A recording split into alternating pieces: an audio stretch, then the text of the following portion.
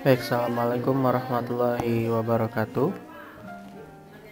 Materi kali ini adalah berkaitan dengan studi kasus bagaimana data driven decision making atau pengambilan keputusan berbasis data kesehatan itu bisa memiliki dampak gitu ya, ataupun berimpact atau memiliki efek positif terhadap intervensi ataupun layanan kesehatan.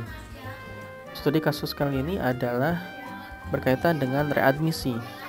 Ya, jadi ada pasien sudah dilakukan treatment di hospital atau di rumah sakit, kemudian pulang ke rumah, ya, tapi ternyata dalam beberapa hari balik lagi ke rumah sakit, gitu ya, itu readmisi.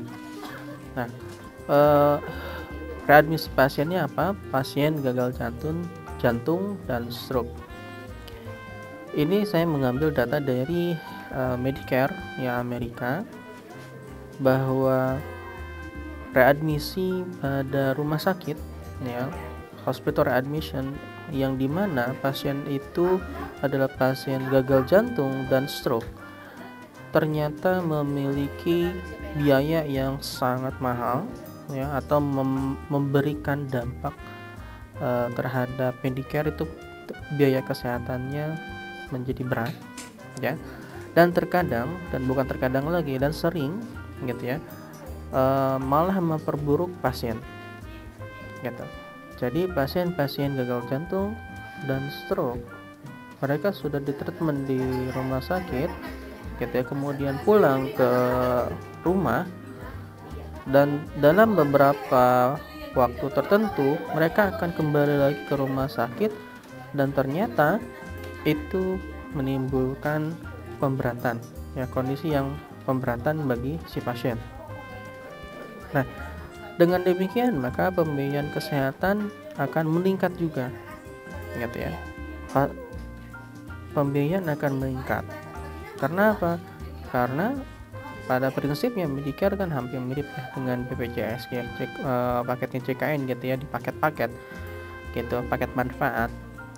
Nah, yang seharusnya satu orang itu satu kali treatment misalkan taruhlah 300 juta dapat benefit, ketika dia readmisi maka akan menambah lagi beban biaya gitu, menambah lagi, padahal untuk satu orang gitu ya. Jadi yang seharusnya mungkin ya satu orang itu ya 300 juta, tapi ini bisa 600 700 juta atau bahkan lebih gitu, dan itu harus ditanggung oleh mereka yang masih sehat iurannya kan gitu ya. Nah, untuk mengurangi biaya tersebut gitu ya, maka dilakukan sebuah kajian menggunakan machine learning gitu ya, menggunakan algoritma, mengumpulkan data rekam medis pasien gitu ya, termasuk karakteristik, tindakan, komorbid ya, kemudian sosioekonomi, itu akan dikumpulkan.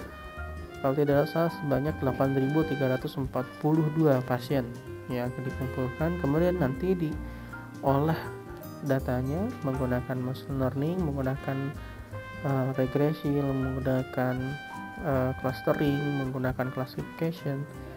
Nanti akan melihat ya karakteristik pasien yang seperti apa ya, ketika nanti di discharge intervensinya apa gitu ya.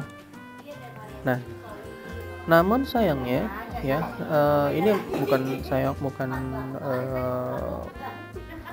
bukan kekurangan ya, tapi tantangan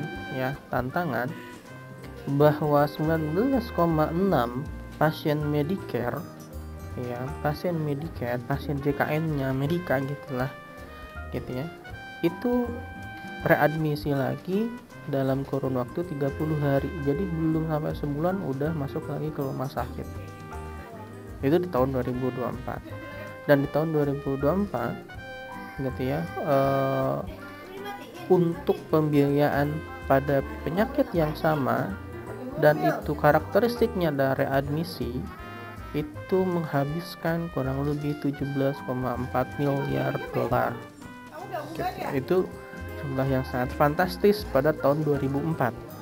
Nah, Kemudian di tahun 2013 barulah pemerintah federal bersama dengan pihak asuransi sebenarnya gitu ya, ini melihat hal ini adalah masalah yang besar terutama untuk pembiayaan kesehatan, sehingga membuat sebuah kebijakan bahwa pembayaran kapitasi ya, pembayaran paket manfaat untuk rumah sakit yang menggunakan Medicare ataupun asuransi itu juga harus melihat tingkat dari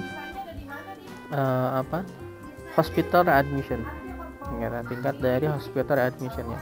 Jadi kalau misalkan ada pasien ya, misalkan pasien apapun lah itu gitu ya, sudah ditangani, diobati di rumah sakit, kemudian pulang ke rumah ya, dan beberapa waktu hari balik lagi ke rumah sakit karena entah itu perburukan atau entah itu ada komorbid yang lain, itu akan menjadi pertimbangan apakah 100% paket manfaat itu akan dibayarkan kepada hospital atau berapa persen gitu. Nah, jadi gitu ya, kajian yang dilakukan di Washington Hospital di Amerika, mereka menggunakan machine learning tadi ya, data-data EHR ya, data-data electronic health record EMR-nya, medical record-nya itu dikumpulkan pasien-pasien yang heart failure gitu ya, gagal jantung, itu dikumpulkan sosioekonomik, karakteristik, komorbid ya, kemudian tingkat pendidikan dan seterusnya menggunakan algoritma gitu ya, dan tentunya juga mempertimbangkan advice dari dokter gitu ya, apakah si pasien ini sudah bisa pulang atau tidak ya, menggunakan pengolahan machine learning gitu ya, dan nantinya ya klasifikasi dari machine learning itu yang akan membuat sebuah rekomendasi. Kalau misalkan karakteristik pasiennya seperti ini, maka jangan dulu dipulangin nih gitu ya, atau karakteristik pasien yang sudah seperti ini ditambah dengan advice dokternya ternyata sudah bisa pulang, ya udah berarti silahkan pulang gitu ya. Nah, dan tentunya gitu ya, selain dengan machine learning juga dilakukan intervention atau dilakukan intervensi. Intervensinya apa? Intervensinya adalah dengan cara follow up visit oleh farmasis ataupun dokter gitu ya, ataupun perawat, kemudian di follow up menggunakan phone call ya, telepon. Jadi nanti setelah di rumah nanti akan di follow up status kesehatannya secara berkala gitu, dan menggunakan program edukasi pasien dengan teknik digital ya, bisa dalam bentuk telemedicine gitu ya, ataupun dalam bentuk yang lain gitu. Nah, dari intervensi tersebut yang sudah dilakukan, intervensi dan menggunakan algoritma ya, ini ada intervensi yang sebelah sini ya, ini ada algoritma ya, ini intervensi, ini algoritma ya. Ini ada kelompok yang menggunakan intervensi, ini yang tidak gitu ya. Pada kelompok yang tidak dilakukan intervensi sama sekali, kedua intervensi itu, maka tidak ada yang bisa di save, bahkan tidak ada yang bisa dicegah readmisinya ya. Jadi tidak ada bedanya gitu, tetap tinggi. Nah, tapi pada kelompok yang itu diterapkan intervensi yang seperti tadi, follow up gitu ya, by phone call, follow up by physicians ataupun pharmacist gitu ya, itu ternyata secara pembiayaan dia akan menambah, tapi readmisinya dia bisa mencegah readmisi sebanyak 35% gitu ya. Pembiayaannya bertambah tapi mencegah readmisi sebanyak 35%. Nah, pembiayaan bertambah kenapa? Karena ada pembiayaan di luar yang pasien biasa gitu ya. Pasien biasa keluar discharge ke rumah, ya udah tidak diapa-apain, kan tidak ada keluar biaya. Nah, tapi pada yang treatment yang ini yang menggunakan intervensi yang tadi, follow up by phone call, physician ataupun pharmacist, itu kan otomatis ada biaya yang keluar untuk membiayai tadi ya farmasis atau physician untuk melakukan follow up, maka malah menambah pembiayaan ya. Tapi pada yang menggunakan algoritma ya berdasarkan kriteria tertentu ya berdasarkan algoritma mesin learning berdasarkan kriteria tertentu, kalau ternyata nanti ada pengkajian tuh pasiennya kayak gini kata dokter, oh ini belum bisa pulang, ya udah jangan dipulangin gitu. Nah maka savingsnya terhadap pembiayaan kesehatan itu 5,2% dan bisa mencegah pasien readmisi sebanyak 20,3%. Berarti dengan demikian ingat ya, secara evidence based ya, secara data driven decision making, kita bisa memilih pasien bisa memilih metode yang menggunakan machine learning. Selain kita bisa mencegah pasien readmisi, kita juga bisa menyimpan ataupun menghemat sebanyak 5,2% gitu ya. Walaupun memang secara menggunakan phone call ya follow up seperti itu, metode seperti itu bisa mencegah pasien readmisi sebanyak 35%, tapi pembiayaan akan bertambah. Mau yang mana? Ya, kalau dari sisi bisnis saya akan memilih yang ini, gitu ya, savings, gitu ya, daripada harus membengkak pembiayaannya. Nah itu adalah salah satu contoh kasus bahwa data bisa kita pakai, ya, data bisa kita pakai untuk membuat sebuah kebijakan ataupun keputusan, gitu ya. Jadi data itu di kesehatan itu banyak. Ya, data itu di kesehatan itu banyak, tapi bukan jarang lagi ya, bahkan hampir tidak pernah data itu dipakai untuk pembuatan kebijakan. Karena apa? Karena kesehatan itu menggunakan teknik yang konvensional atau tradisional. Nanti nggak semuanya berdasarkan advice dokter. Kalau nggak berdasarkan advice dokter ya nggak bakal pulang. Atau kalau pasien BPJS pokoknya 3 hari harus pulang. Atau misalkan tidak ada lagi targetan gitu ya, bahasanya kalau di rumah sakit tidak ada lagi targetan, ini pasiennya outcome-nya mau ngapain, ya udah silakan dipulangin walaupun pasiennya kondisinya seperti ini, misalkan kurang bagus dan seterusnya. Nah dengan demikian bahwa data driven decision making ini bisa bermanfaat gitu ya. Nah kemudian yang kedua, studi kasus menggunakan ini ICE ya, stroke pada pasien yang iskemik ya, stroke iskemik. Nah di tahun 2019 ya, di tahun 2019 sebanyak 95,92% itu pasien ICE akut iskemik stroke itu survive, artinya bertahan hidup gitu ya, ya walaupun dengan masih dengan stroke-nya, tapi setidaknya tidak meninggal gitu di dalam perawatan gitu ya. Jadi 95,92% ini adalah survivor setelah dilakukan tindakan di rumah sakit gitu ya.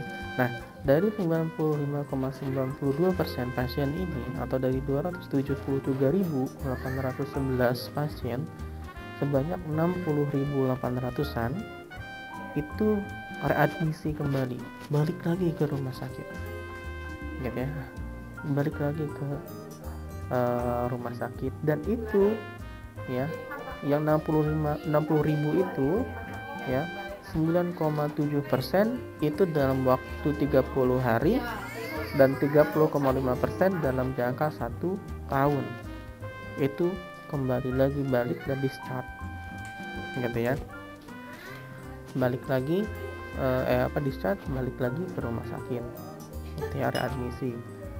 Nah dari readmisi tersebut kita yang paling umum penyebabnya adalah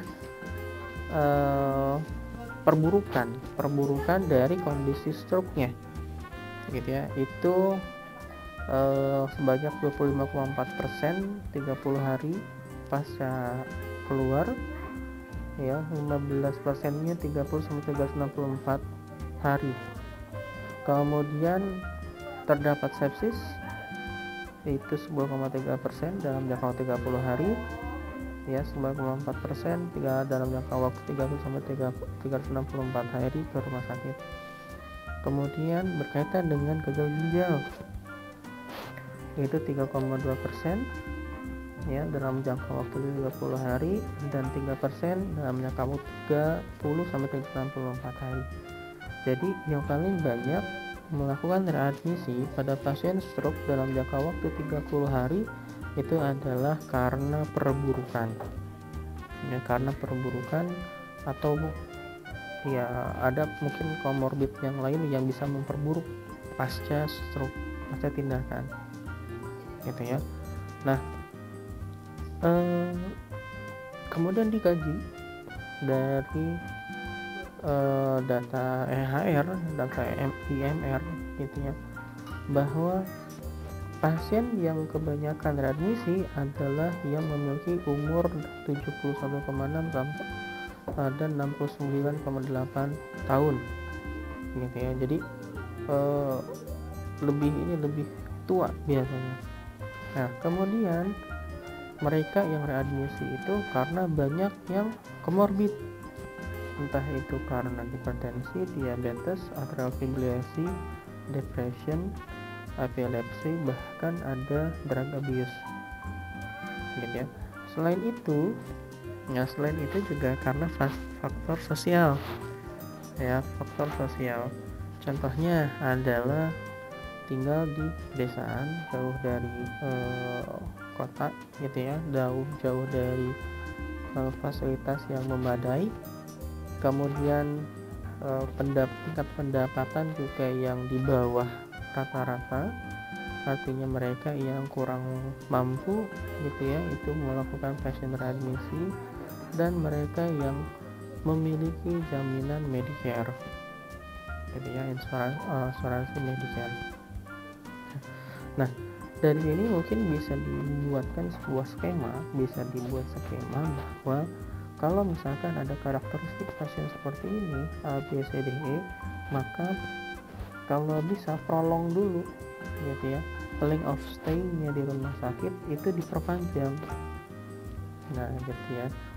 Tapi kalau misalkan ada pasien dengan karakteristik A, B, C, D, E atau E, F, G, H gitu ya, maka ini bisa di discharge dengan kondisi biasa, kondisi normal gitu.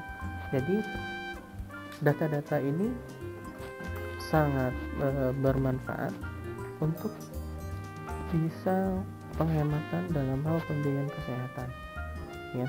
Tidak hanya pembiayaan juga sebenarnya, tapi berkaitan dengan